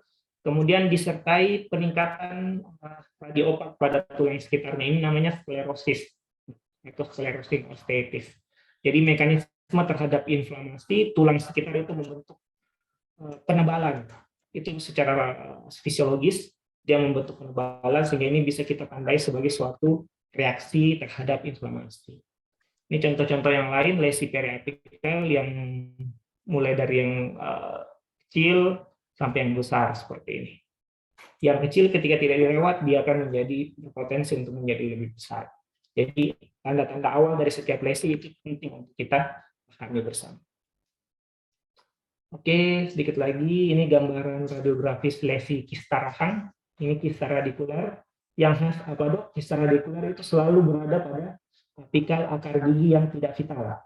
Entah karena dia karies, entah karena dia sisa akar, entah karena dia perawatan saluran akar yang tidak berhasil, atau entah karena dia pernah trauma. Jadi ada gambaran radiolusen dengan batas jelas, bentuknya jelas, di ujung apikal akar, itu yang pertama kita harus curigai adalah kista periapikal.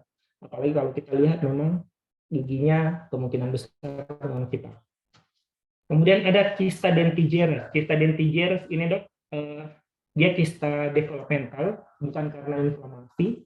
Kalau kista radikular itu karena inflamasi. Kalau kista dentigerous ini secara teologis beberapa literatur menyebutkan bahwa dia adalah kista perkembangan. Jadi dia entah karena apa dia tiba-tiba muncul.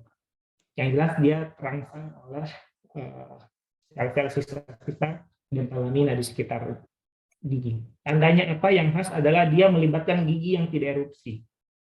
Gigi yang tidak erupsi. Ketika ada gambaran seperti ini, ada gigi yang tidak erupsi atau impaksi, kemudian di sekitar mahkotanya itu ada gambaran radiolusen berbatas jelas, satu lokuler atau unilokulair seperti ini, ya ada gigi yang tidak bisa erupsi, kemudian ada radiolusensi di sekitar perikoronalnya atau sekitar mahkotanya, itu kita bisa curigai dia sebagai kista dentigerous. Ya, kemudian ada odontogenic keratosis, ini agak jarang terjadi, tapi dia cukup ekspansif, tapi tidak agresif. Artinya dia meluas, tapi dia tidak seperti tumor. Dia tidak seperti tumor yang betul-betul menghancurkan tulang. Dia hanya mengambil bagian internal. Dia bisa berhubungan dengan gigi impaksi juga. Kemudian ada kista residual. Ini kista residual biasanya kista radikular yang tidak ikut terangkat pada saat pencabutan gigi. Kemudian ada kista lateral periodontal kalau dia lokasinya di antara interproximal antar gigi. Ini contoh tumor rahang, ya, ada disebut odontoma, ada yang kompleks, ada yang compound, ya. Yang kompleks itu biasanya bentuknya seperti ini, dia seperti massa yang besar terkalsifikasi mirip wool, mirip gulungan kapas. Sedangkan yang compound itu dia seperti gigi kecil yang tidak sempurna seperti ini. Oke, kemudian ada ameloblastoma yang paling kita kenal sebagai tumor yang paling agresif, yang merusak tulang. Dia mirip tadi dengan odontogenic keratosis yang ini, tapi biasanya kita bisa membedakan dengan odontogenic keratosis itu dari agresivitasnya. Ya, itu secara teori ya, walaupun mungkin secara klinis mungkin bisa berbeda, tetapi sebagian besar kasus seperti ini. Kemudian ada adenomatoid odontogenic tumor, dia sering di rahang atas dan biasanya internalnya tidak radiolusen penuh, ada titik-titik radioopak di dalam lesinya. Dan dia sering di rahang atas, di area anterior di canulus atau premolar kalau adenomatoid odontogenic tumor. Tapi bukan berarti dia tidak bisa timbul di tempat yang lain, ada lebih banyak timbul di rahang atas anterior. Ini gambaran lain selain lesi, ini contoh kelainan gigi, ada multiple, bisa panoramik sangat useful untuk melihat ada impaksi yang banyak, itu bisa terlihat semua. Kemudian ada benih atau tidak ada benih, itu bisa juga dievaluasi. Ada kondisi gangguan enamel, gangguan dentin, juga bisa kita evaluasi melalui radiografi panoramik. Bisa kita lihat ini amelogenesis imperfecta, bentuk giginya seperti tidak ada emailnya, ya. Seperti ini, ya. Kemudian yang dentinogenesis imperfecta dia khas juga, bagian mahkotanya berbentuk bulbous, gemuk-gemuk, tapi di bagian servikal dia mengecil seperti itu. Ini contoh gambaran lain, kasus-kasus yang bisa kita evaluasi pada panoramik, karena trauma, ya, fraktur, dan lain sebagainya. Ini fraktur mandibula, kemudian ini fraktur kondilus bilateral. Kita lihat kondilusnya yang harusnya normal, di sini dia sudah terpotek ke sini, terpotek ke depan. Iya. Ya, oke. Terakhir ini sebenarnya yang terbaru sebenarnya, Dok, ada yang disebut dengan CBCT, ya. Ini contoh gambarannya. Dia bisa menampilkan secara 3 dimensi, jauh lebih canggih lagi daripada panoramik, tapi mungkin belum semua tempat ada, tapi ini nice to know untuk teman-teman dokter gigi sekalian untuk mengetahui adanya modalitas yang lebih canggih lagi di bidang kardiologi. Ini bisa kita lihat, dia bisa berputar, kita bisa evaluasi ukurannya yang akurat. Ya, ini adalah contoh kasus tumor neuroblastoma, Dok. Bisa kita lihat bahwa dia memang menghasilkan tulang secara keseluruhan. Ini sudah tidak ada tulangnya, terlihat di sini. Ini dilihat dari samping atau sagittal kepala. Ini dilihat dari atas ke bawah, dan ini dilihat dari depan. Terlihat dia memang membesar dan merusak tulang. Seperti itu. Jadi memang ada beberapa pengembangan-pengembangan yang ada di bidang radiologi yang bisa kita manfaatkan. Ya, saya kira cukup dari saya. Berlian untuk kekasih, cukup sekian dan terima kasih. Semoga bermanfaat. Saya kembalikan kepada moderator jika memang masih ada yang ingin ditanyakan. Wassalamualaikum warahmatullahi wabarakatuh. Waalaikumsalam warahmatullahi wabarakatuh. Terima kasih Dokter Ulil atas pemaparannya, pemaparan yang sangat luar biasa menurut saya. Dokter Ulil bisa menyampaikan semua kelainan-kelainan patologis yang bisa kita lihat dengan panoramik. Jadi selanjutnya kita beralih ke sesi diskusi kepada para peserta, kepada teman sejawat, dokter gigi. Bila ada pertanyaan bisa dituliskan di kolom chat. Bisa juga untuk raise hand. Kepada para peserta saya persilahkan. Apakah ada yang ingin ditanyakan?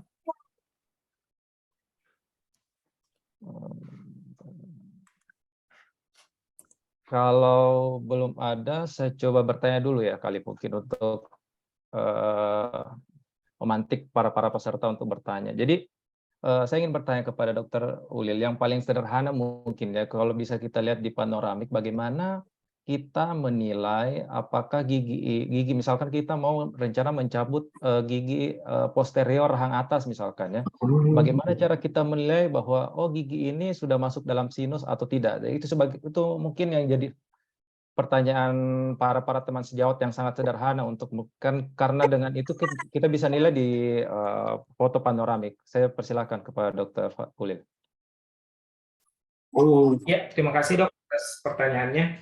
Ini juga sering ditanyakan sebenarnya termasuk hubungan antara akar gigi dengan sinus maxillaris kalau rahang atas, kemudian hubungan akar gigi dengan kanalis mandibularis kalau rahang bawah.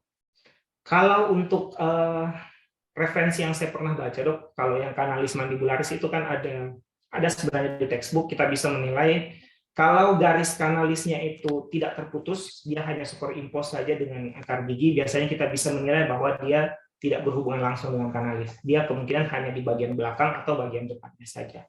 Nah, untuk sinus maxillaris sebenarnya saya masih sama, Dok, saya masih mencari-cari referensi juga. Cuman biasanya ada beberapa suggestion yang bisa kita lihat pada radiografi panoramik dengan dengan prinsip yang serupa dengan kanalis mandibularis tadi. Biasanya kan kalau kita lihat gigi itu, Dok, gigi itu kan kalau satu gigi itu akarnya akan dikelilingi oleh lamina dura. Kemudian dalam lamina dura itu ada ruang ligamentum periodontal. Lamina dura itu kan radio opak, Dok, sepanjang akar gigi, kemudian ruang ligamentum periodontalnya akan ada radiolucen di dalam garis radio opak. Nah, biasanya untuk gigi-gigi yang sudah menyebabkan hubungan dengan sinus maxillaris yang sampai pada inflamasi, biasanya sudah tidak terlihat, Dok, lamina dura dan ruang ligamentum periodontal di apikal akar. Seperti itu. Dan kemudian sudah ada perubahan juga yang bisa terlihat pada sinus maxillarisnya. Misalnya kita bandingkan kiri dan kanan. Biasanya kan kalau yang kita mau rencana cabut, Dok, gigi yang non vital, ya, gigi yang non vital atau gigi yang sudah sudah pernah infeksi dan lain sebagainya, biasanya sudah ada perubahan-perubahan pada sinus maksilarisnya kalau memang dia ujung akarnya masuk ke sinus. Misalnya sudah ada perkabutan di dalam sinus, ya, sudah ada perkabutan. Cuman ini kembali lagi dok, kita harus tetap berhati-hati karena kembali lagi radiografi panoramik itu 2 dimensi. Kita hanya bisa memprediksi. Tetapi the real fact-nya itu tidak 100% bahwa kita bisa menentukan bahwa oh ini masuk atau tidak, ini tidak masuk atau tidak berhubungan. Hanya bersifat prediktif bahwa kemungkinan ini berdasarkan gambaran radiografinya, lamina duranya masih bagus, periodontal ligamen expressnya masih bagus, hanya superimpose, kemudian dasar sinusnya intak, ya, dasar sinusnya intak berarti kemungkinan tidak berhubungan langsung dengan sinus maksilaris. Seperti itu, dok. Baik, terima kasih Dokter Ulil atas jawabannya. Ini ada pertanyaan satu nih dari Dokter Yuliana ya. Untuk sialolitiasis, apakah ada teknik foto tersendiri? Apakah semua lab radiologi bisa melakukan? Terima kasih. Oke, terima kasih Dokter Yuliana. Jadi sialolitiasis ini Dokter Wawan yang lebih ahli sebenarnya. Ya, jadi sialolitiasis itu kan sebenarnya kenapa dia bisa terlihat pada radiografi, dok? Karena dia memadat, terkalsifikasi. Sebenarnya kan kelenjar saliva itu di radiografi polos panoramik itu tidak bakal terlihat. Tapi kenapa sialolitiasis bisa terlihat? Itu karena dia terjadi pemadatan atau massa terkalsifikasi pada entah pada kelenjar salivanya, salurannya, atau pada duktusnya. Nah, itu yang terlihat pada radiografi. Nah, teknik khusus sebenarnya harusnya sialografi, dok. Sialografi itu teknik dengan menggunakan agen kontras, disuntikkan suatu bahan yang akan memberikan warna pada saat diberikan paparan radiasi di saluran kelenjar salivanya. Kalau pertanyaan apakah semua laboratorium radiologi bisa, mungkin tidak semua bisa, dok. Tapi kalau di rumah sakit umum, ya, kemudian ada spesialis radiologinya, ada instalasi radiologinya, biasanya bisa dilakukan sialografi. Ya, karena sialografi itu memang teknik khusus. Kita tetap bisa menggunakan plain radiograf atau radiograf polos, tapi dengan bantuan penyuntikan kontras agent ke dalam kelenjar saliva supaya nanti hasil radiografnya itu bisa terlihat adanya penyumbatan. Tapi sebenarnya, dok, kita bisa prediksi di panoramik. Jadi misalnya, kalau mohon diluruskan kalau saya salah, Dokter Wawan, sialolitiasis itu agak spesifik gejala klinisnya. Satu yang spesifik adalah rasa kurang nyaman atau rasa sakit yang justru meningkat pada saat waktu meal time, atau pada saat mau makan, atau pada saat kelenjar saliva terangsang untuk berproduksi yang banyak. Misalnya mau makan sesuatu yang kita suka sekali, atau mau makan sesuatu yang asam-asam, itu biasanya agak terasa, menurut teori ya, saya juga belum pernah rasa, katanya sangat tidak nyaman, meningkat rasa sakitnya pada saat meal time.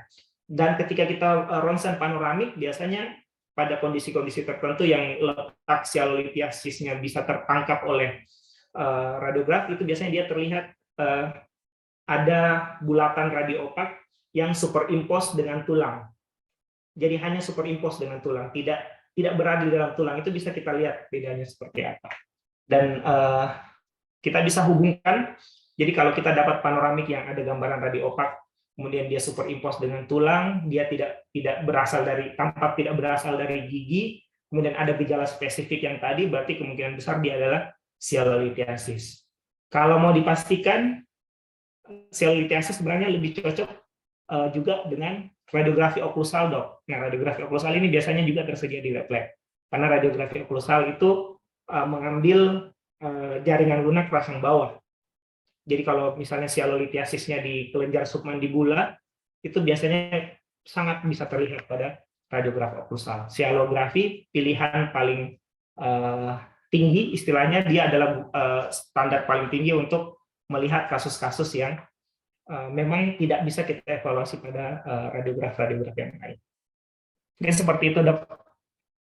Baik, terima kasih Dokter Ulil. Jadi saya tambahkan sedikit. Jadi kalau berbicara masalah zeolithiasis, memang pada pemeriksaan pada pemeriksaan panoramik itu kita hanya bisa menentukan letaknya di mana, posisinya di mana. Kita tidak bisa mendiagnosis dengan baik. Untuk gold standarnya memang dengan selografi dengan MRI. Jadi kalau untuk panoramik hanya untuk posisi dan kita bisa padukan dengan foto oklusal seperti yang dijelaskan oleh Dokter Ulil tadi. Baik, terima kasih Dokter Ulil atas jawabannya. Selanjutnya ada pertanyaan lagi nih dari Dokter Esther Marlin. Selamat pagi, saya Esther dari Kabupaten Bogor. Terima kasih atas materi dan penjelasannya. Kira-kira ada contoh gambaran OPG TMG yang bermasalah nggak? Masalah TMG seperti clicking atau sulit untuk buka rahang dan suka geser atau diskulasi rahang. Paling tepat dirujuk ke spesialis apa? Terima kasih. Oke, terima kasih Dokter Esther. Menarik ini. TMG juga adalah suatu hal yang masalah TMG ya, penyakit temporomandibular joint adalah salah satu bidang di kedokteran gigi yang terus terang belum kita eksplorasi lebih banyak. Terkait dengan entah dia diskus displacement ya. Satu penjelasan dari saya bahwa radiograf panoramik itu hanya sebagai evaluasi awal saja untuk keadaan kelainan TMJ. Apa yang bisa kita nilai kelainan TMJ pada radiografi panoramik? Hanya dua, Dok. Yang pertama adalah posisi kepala kondilus pada saat difoto, ya, posisi kepala kondilus pada saat difoto hubungannya terhadap fossa glenoid. Caranya adalah cara mudahnya, Dok, kalau kita mau menilai apakah memang ada gambaran yang terkait langsung dengan keluhan pasien, kita lihat simetrisitasnya kiri dan kanan. Itu mungkin awal-awal agak sulit, tapi kalau kita sering melihat, kita lihat simetrisitasnya, apakah ada sisi yang lebih ke depan dibandingkan sisi yang lainnya atau tidak. Itu yang pertama. Jadi misalnya kita lihat kanannya oh dia masih di lengkungan fossa glenoid seperti ini. Tapi kita lihat kirinya dia kepala kondilusnya sudah ke depan sekali atau malah sudah melewati bagian depan fossa glenoid. Berarti itu sudah kemungkinan besar sudah memang ada masalah pada posisi kondilusnya. Karena kan pada saat foto panoramik itu kita meminta pasien untuk edge to edge, ya, edge to edge, dan itu mulut tertutup, dan itu sebagai simulasi kondisi mulut kita tertutup dengan posisi TMJ berada di mana, posisi kondilus berada di mana. Jadi memang yang pertama kita lihat posisinya, simetrisitasnya, dia simetris atau tidak. Kalau sudah ada tanda-tanda tidak simetris itu bisa menjadi tanda-tanda awal, Dok. Apalagi kalau sudah ada keluhan yang spesifik, clicking kah atau sakit membuka mulut, kemudian kita ketemu lagi radiograf panoramiknya sudah ada asimetri posisi kondilus, berarti saling terkait. Kemudian yang kedua yang kita evaluasi adalah bentuk kepala kondilus. Bentuk kepala kondilus yang normal itu kan antar ovoid, ya, dia oval atau membulat atau kadang dia seperti diamond atau bersudut. Kita lihat tuh puncaknya. Puncaknya apakah puncak dari kepala kondilus tersebut? Saya ada contoh sebentar, oke, saya coba cari coba.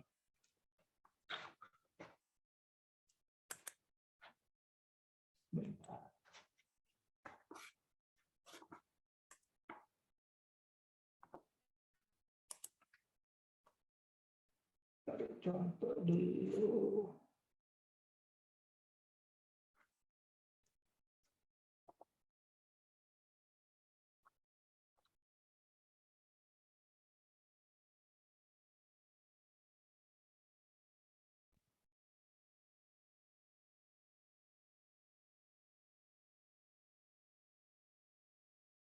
Ini, Dok, ya, dijadikan contoh ya. Ini kalau kita lihat secara visual, ya, kita sudah bisa menilai. Yang kanan itu sudah langsung bersentuhan dengan bagian depan fossa glenoid, Dok, di sini. Sedangkan yang kiri dia masih ada space di sini. Berarti itu dia kemungkinan memang ini sudah ada posisi yang sudah tidak simetris. Tapi belum tentu selalu ada keluhan, Dok. Belum tentu selalu ada keluhan, ya. Jadi memang tadi kita harus memastikan dengan baik juga posisinya ya. Tapi ini sebagai salah satu cara untuk mengevaluasi posisi kondilus terhadap fossa glenoid. Kemudian kan kita tahu dok ini fossa glenoid, ini eminensia articularis ya. Harusnya dia berada lebih di tengah di sini. Tapi ini dia sudah maju ke depan. Ya. Kemudian kita bisa evaluasi bentuknya, bentuk kepala kondilus. Bentuk kepala kondilus kalau kita evaluasi dia apakah di bagian puncaknya itu masih dikelilingi oleh garis radiopak tipis, ya, berarti kortikalnya masih bagus. Ini ada, benar saya besarkan dulu, kurang besar fotonya. Mohon maaf Dr. Ulil, kayaknya share screen-nya masih itu, Dok. Oh sorry. Masih PPT yang lama, Dok. Oh ya maaf. Share dulu. Kalau banyak yang terbuka. Iya, oke, ini saya coba copy dulu.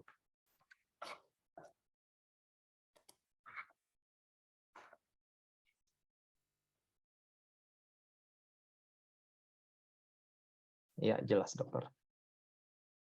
Oke, saya coba perbesar. Ya, ini dok yang saya maksud tadi, Dokter Esther dan kalian. Kita evaluasi posisinya, posisi kepala kondilus terhadap fossa glenoid dan eminensia articularis. Bisa kita lihat yang kiri, yang kanan. Ini sudah tidak ada space antara bagian posterior eminensia articularis dengan kepala kondilus, dok. Bandingkan dengan yang kiri. Yang kiri ini masih ada space. Ya, masih ada space. Tapi kembali lagi tidak selamanya langsung ada tanda secara klinis dok. Tapi dari sini kita sudah dapat informasi bahwa ada asimetri posisi pada kepala kondilus. Kemudian yang kedua yang kita bisa evaluasi adalah bentuknya. Bentuknya apakah ada perubahan bentuk, ada gambaran erosi. Erosi itu biasanya tepi-tepi dari kepala kondilus sudah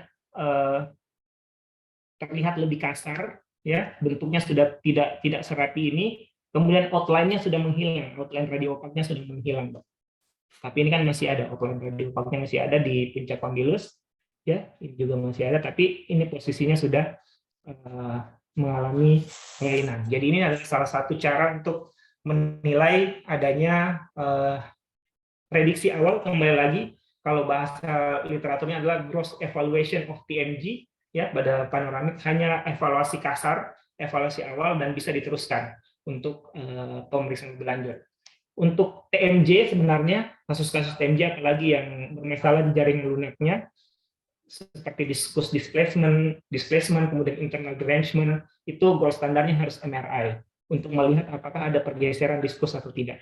Kenapa? Karena diskus itu jaringan lunak. Jaringan lunak tidak akan terlihat pada radiograf polos seperti panoramik. CBCT pun tidak akan bisa memperlihatkan diskus articularis. Kecuali kalau masalah TMJ-nya di jaringan keras, misalnya kita melihat di erosinya kah, atau fraktur kah, atau ada perubahan jaringan keras, itu masih bisa di radiograf polos, bahkan bisa lebih jelas lagi dengan CBCT. Ya, mungkin seperti itu dok yang saya bisa sampaikan, mudah-mudahan terjawab pertanyaannya. Baik, betul sekali Dr. Ulil terima kasih atas pemaparan. Jadi kalau kita berbicara masalah TMJ, ya banyak istilah-istilah yang harus kita tahu. Yang pertama kayak internal degradement, anterior displacement, ada anterior displacement without reduction misalkan. Ya itulah yang menjelaskan kenapa bisa adanya clicking, adanya dislokasi. Jadi untuk benar seperti yang disampaikan oleh Dr. Ulil tadi bahwa panoramik hanya menilai hard tissue, dia tidak menilai soft tissue. Jadi agak sulit untuk penilaian untuk masalah TMJ. Yang bisa kita lihat benar kata Dr. Ulil bahwa kita cuma bisa lihat apakah TMJ simetris atau tidak. Kemudian bentuk kepala kondilnya ada yang lebih kecil atau lebih besar dari yang saya, karena biasanya yang lebih kecil itu jarang untuk dipakai untuk melakukan proses pengunyahan. Saya kira demikian, Dr. Ulil. Terima kasih Dr. Wawan, tambahannya luar biasa. Apakah ada pertanyaan lain lagi? Ada masalah panoramik? Saya kira ini menarik. Karena mungkin masih jarang teman-teman sejawat untuk mengorder panoramik misalkan. Yang paling sering memang kita periapikal tapi untuk panoramik sangat jarang. Tapi alhamdulillah sekarang kayaknya Dokter Ulik sudah setiap kabupaten sudah ada panoramik kayaknya. Yang kurang Alhamdulillah. ya yang kurang SPRKG-nya yang kurang Dokter Ulil. Siap Dok.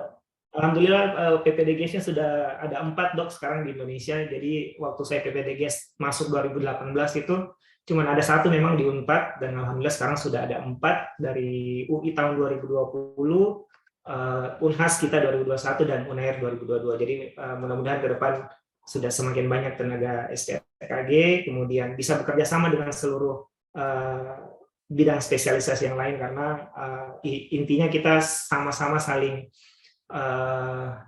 bisa bekerja sama lah, Dok. Baik. Terima kasih Dokter Ulil. Jadi baik, saya kira sudah tidak ada pertanyaan. Sebelum saya tutup, saya akan memberikan kesimpulan. Jadi kita tahu bahwa panoramik merupakan signal tomografi yang bisa menilai maksila dan bandibula. Untuk penilaian penegakan diagnosis itu bukan hanya berasal dari foto penunjang, tapi yang pertama harus kita pahami adalah anamnesis dan pemeriksaan fisik. Itu yang paling penting sebelum kita masuk ke pemeriksaan penunjang. Pemeriksaan penunjang dipakai untuk mengkonfirmasi anamnesis dan pemeriksaan fisik yang kita lakukan. Kemudian pada panoramik ini mempunyai keuntungan dan kerugian. Contohnya adalah dia low radiation dose, kemudian cakupannya luas, kita bisa menilai kelainan-kelainan patologis dari tulang rahang, kita bisa menilai fraktur, kita menilai kelainan misalkan gigi impaksi, dan sebagainya. Untuk interpretasi yang harus kita pahami dulu adalah keadaan normal dulu, baru kita melihat keadaan patologis. Itu yang paling penting menurut saya. Saya kira cukup untuk pemaparan materi pada pagi hari ini. Terima kasih Dokter Ulil. Kita beri big applause kepada Dokter Ulil. Terima kasih. Baik, terima kasih Dok. Terima kasih Dokter Ulil. Kita masuk ke acara selanjutnya, yaitu sesi foto bersama. Untuk sesi foto bersama, saya kepada peserta untuk mengaktifkan videonya. Kepada Dokter Hasan untuk diminta tolong. Kita mulai dari slide pertama ya. Slide pertama. Selanjutnya slide kedua. Kemudian slide ketiga. Kemudian slide keempat. Baik. Saya kira kita sudah sedikit tambahan, Dok. Baik. Sedikit tambahan. Silakan. Saya diingatkan, jadi himbauan untuk teman-teman sejawat sekalian, betul sekali pemeriksaan radiografi adalah pemeriksaan penunjang utama di bidang kedokteran gigi, tetapi kembali lagi tadi justifikasi dan optimasi harus sesuai indikasi. Jadi pemeriksaan radiografi itu tidak boleh dilakukan tanpa pemeriksaan klinis. Jadi harus dilakukan anamnesis, pemeriksaan klinis, baru dilakukan pemeriksaan radiografi jika dibutuhkan konfirmasi. Karena ada mungkin sebagian kecil atau beberapa kasus yang dari hasil pemeriksaan klinis itu sudah cukup sebenarnya untuk dilakukan. Radiografi ini dibutuhkan ketika perlu konfirmasi apakah ada lesi yang meluas ke jaringan keras dan lain sebagainya. Jadi sekali lagi tetap harus sesuai indikasi, harus pemeriksaan klinis, harus anamnesis, dan pemeriksaan radiografi adalah pemeriksaan yang akan menunjang hasil tersebut. Mungkin itu Dok dari saya. Baik, terima kasih Dokter Ulil atas tambahannya. Baik, kita sudah berada di penghujung acara. Sebelum saya tutup, saya ada pantun. Minta tolong Dokter Agus bilang cakep ya, Dokter Agus ya. Siap. Maksa.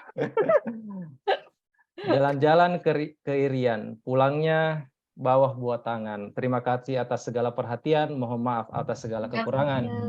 Wabillahi taufiq wal hidayah. Assalamualaikum warahmatullahi wabarakatuh. Waalaikumsalam. Buat para Baik. peserta, baik. Buat para, saya kembalikan kepada moderator, MC. Terima kasih banyak Dr. Gigi Dwi Kasta Darmawan, dan terima kasih juga kami ucapkan kepada Dr. Fadlil Ulum. Selanjutnya kita akan beralih ke sesi hands-on.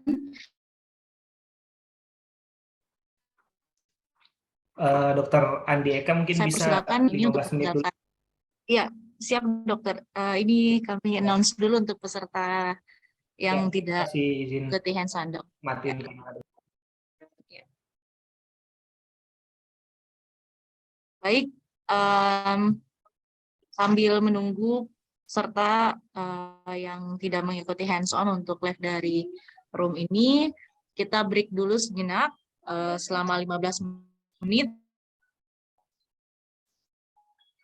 dan akan kembali lagi pada pukul 10:35.